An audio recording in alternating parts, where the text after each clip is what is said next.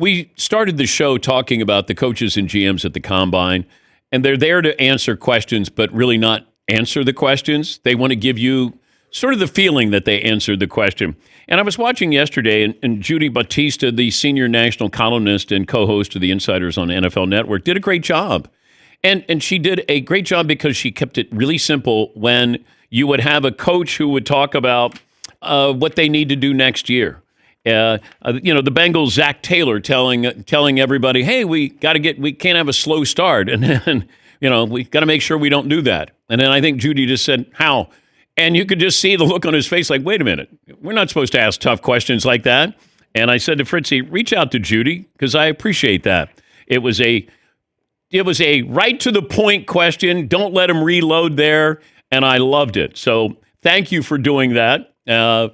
Give us your sort of thought process of how you're trying to get something out of people who really don't want to give you something.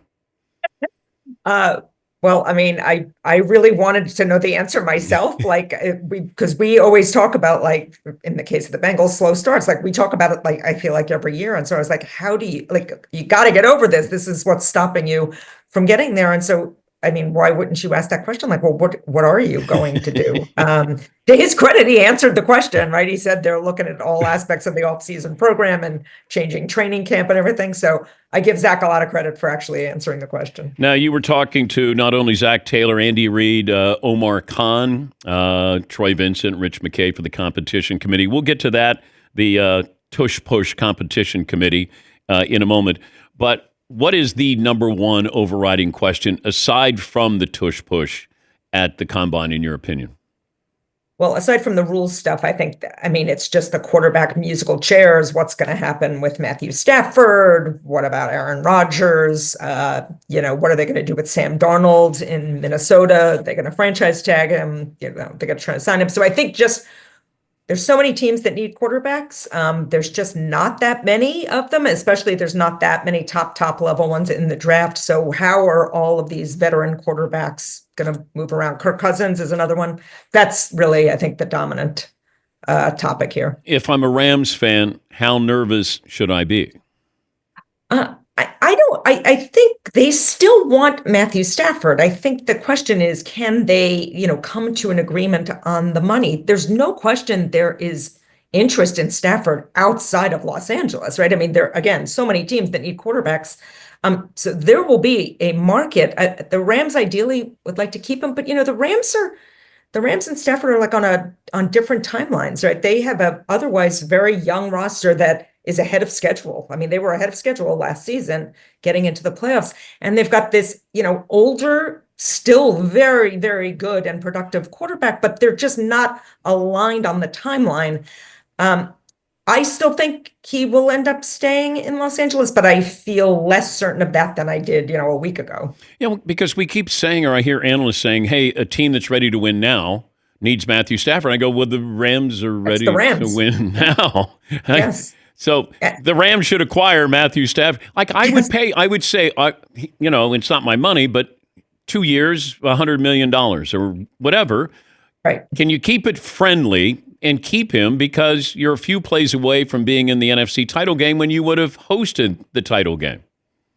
Yeah, there's no question that the Rams are a better team if Matthew Stafford is the quarterback next year than if they have practically anybody else that could conceivably be their quarterback next year if he goes, right? I mean, if he goes, who's their quarterback next year? Everybody keeps saying like, well, what about Aaron Rodgers? Well, respectfully, I'd rather have Matthew Stafford at this point. He's much better and he's been more productive recently. So I agree with you. If I'm the Rams, you're looking for a quarterback like Matthew Stafford. On the other hand, are they looking at it a little bit more long-term and saying, the capital we could get back if we trade Matthew Stafford to, the Raiders or the Giants or whatever team comes up, does that help us then fuel the pipeline for years and years to come?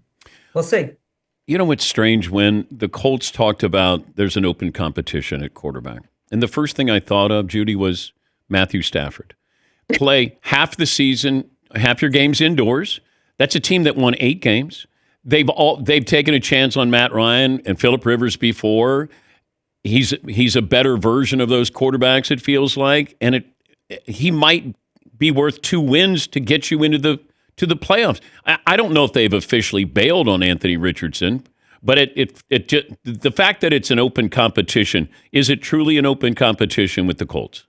Right. That is my question, because who is coming in to provide that open competition with Anthony Richardson? They want it to work with him. He was their draft pick, so they are invested in him. Many people in that building are invested in him making it.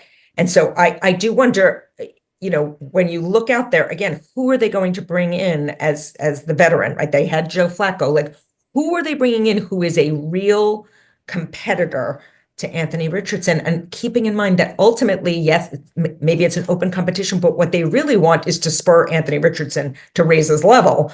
So again, who do you bring in who can spur Anthony Richardson to raise his level, but not really supplant Anthony Richardson, big picture? We're talking to Judy Battista, NFL Network, co-host of The Insiders on NFL Network. How awkward is the situation asking the Ravens about Justin Tucker? Yeah, I have to say, Eric DaCosta, the general manager, said more than I expected. I thought they would defer completely to the NFL. There's an NFL investigation, so we're not going to say anything. It's an active investigation. We're not going to say anything. And for him to say the number of allegations is concerning was frankly further than I expected him to go. They obviously know that those questions are coming, so I don't feel particularly bad for them that they're getting questioned about it. It is, it's troubling because it just came out of nowhere, it feels like, and now it has ballooned.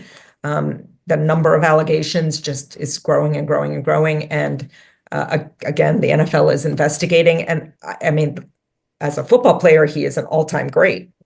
Maybe the greatest kicker in the game ever. But certainly this has cast a pall over the Ravens. It sort of makes you go back and think, like, when he was struggling on the field in the middle of the season, like, is this why?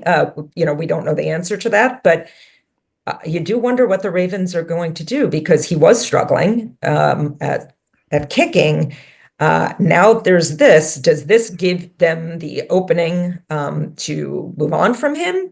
Do they stick with him? Do they think that this will all be resolved and that will also resolve his struggles on the field? Very, very interesting. And again, I thought Eric DaCosta went further than I ever expected them, even just admitting that it's concerning. Yeah, this isn't Justin Tucker from 5 years ago where he was not expendable. He's expendable now. And right. The fact that John Harbaugh said, hey, we're looking at kickers, should tell you everything about this. It got to recently where it was uncomfortable or awkward. You're trying to ask the Browns about Deshaun Watson. I don't even know if that's a topic anymore with the Cleveland Browns. It's not really a topic. He tore his Achilles, as you know, and then he re-tore it, in the middle of his rehab process. So that essentially, we think, keeps him out for this season. It's not really a topic. They pick very high in the draft. Number 2, they need a quarterback. Whether they take a quarterback at number 2 is a different question, or get one in free agency. But it's impossible to imagine that Deshaun Watson will play again for the Cleveland Browns. Yeah. And I think a bigger question is, like, then what happens? The Browns are, even if he stays on the roster, if the Browns move on from him, who takes him on, if anybody? Is there a place in the league for Russell Wilson as a starter? I think so, and it could still be Pittsburgh. I think so. Omar Khan, the general manager, told me yesterday that, first of all, they don't have a quarterback under contract right now. So everything's on the table for them. They got to get one. They got to get 2. But he said their preference is to have it be one of those 2 guys, Russell Wilson or Justin Fields. And so, there was a lot of sentiment for Justin Fields coming out of training camp early in the season, even when Mike Tomlin made the switch, and it paid off initially, and the Steelers really took off when they went to Russell Wilson. There was still a great deal of sentiment that Justin Fields hasn't yet reached his ceiling. So I do think there is a role for Russell Wilson somewhere, and it may very well be in Pittsburgh again. All right, competition committee, you're well versed with this, of what's the process if the Green Bay Packers bring it to the competition committee, I'm guessing, to say we want to outlaw the tush push. So what's the process now? So teams can submit rules proposals, and those go before the owners. The competition committee can sort of endorse it, can put their weight behind it. No pun intended in the case of the tush push, but so they can sort of say to the owners, yeah, like, we agree with this. We think you should go.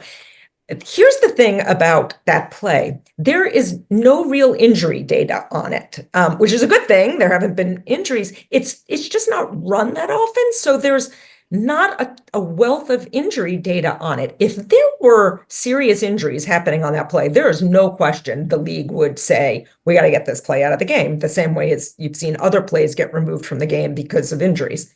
So if quarterbacks were getting blown up every time they run this play and, dislocated shoulders, you would certainly see a push from the league to get it out of the game. Right now, I think it's sort of more based on the possibility that there could be injuries. And there's also just people who feel like this doesn't really look like a football play. Maybe it looks too much like rugby. Why are we letting, the quarterback get pushed from behind? We don't really let that happen. So it's more sort of based on nebulous stuff rather than like hard and fast data.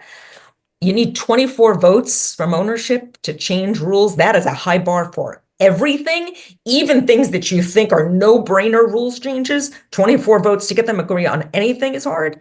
So I think that's a very high bar. I'd be surprised if they ban it. And there's also the sentiment from a lot of teams that's just like, well, stop it. Like, if you want to end this play, figure out how to stop it. And the darkness in me says, like, if you want to see this play go away, like the first time a quarterback gets really injured on that play, that will be the end of that play.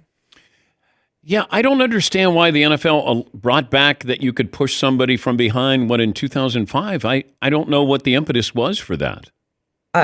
I don't either. You're also not allowed to pull somebody, right? Like, Yeah. if a running back is stopped, you can't grab his jersey by the chest and pull him over the goal line.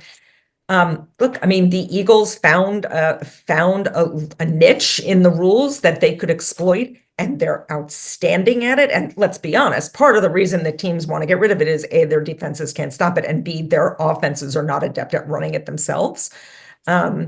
If more teams were good at this, I bet you would not see more teams calling for it to go. But I think when you talk to defensive coaches, a lot of them are just like, listen, we got to figure out a way to stop it. Yeah, but Judy, if the Eagles weren't a good team and they were the Titans, nobody would care about this play.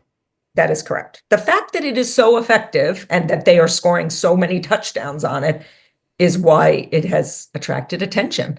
And again, if other teams could do it as successfully as they do it, I don't think you would, you'd be hearing this. If the Buffalo Bills could run it as successfully, they would have played in the Super Bowl. And the reason other teams don't do it is because they don't practice it the way the Eagles do. First of all, the Eagles have unique personnel, right? I mean, Jalen Hurts squats, whatever he squats, 600 pounds, something ridiculous. So he is uniquely built to execute this. They have linemen who are outstanding. They have a great offensive line. And they practice this, right? I mean, this is a play that they run. If other teams were as successful, I don't think you would hear this, hue and cry about we got to get rid of it. And certainly if defenses were stopping it, nobody would care. If I gave you over under 3.5 quarterbacks first round, you would take the probably the under, I guess, which is so low for a draft. But the two, Cam Ward and Shedeur Sanders, are so. When you talk to people who know this much better than I do, for sure, they're so far ahead. Cam Ward seems to be ahead of everybody right now. I don't know how many more you're going to get in the first round, but again, there are so many teams that are desperate. I think we'll probably have a better sense after the pro days when we see these guys throw to familiar targets and you can really see how they are. And certainly after free agency, when we see, if the quarterback veteran market gets scrambled, then see who's left. But I don't have a great feel about this class beyond those two. Is Tom Brady going to be at the Combine? I have not seen him.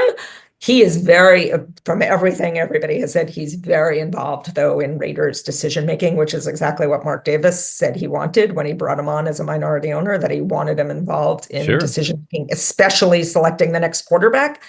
So I don't know if Brady's actually going to be up in the stands with his binoculars, watching the bench press. I don't know if we're going that far, but certainly his voice is loud in that building. Yeah, but I would think the interviewing process, being involved in that, I don't know. I would bet when they bring in the kids for the 30 visits, guys, that for the visits to the building, I would bet that Tom Brady will take part in some way in those meetings. Do you think Brady will still be the best quarterback in Las Vegas this season? Yes. Yes. I'm happy that he's happy in retirement and he's doing well. But if Brady put on a uniform right now, would you bet against him? I would not. I would not.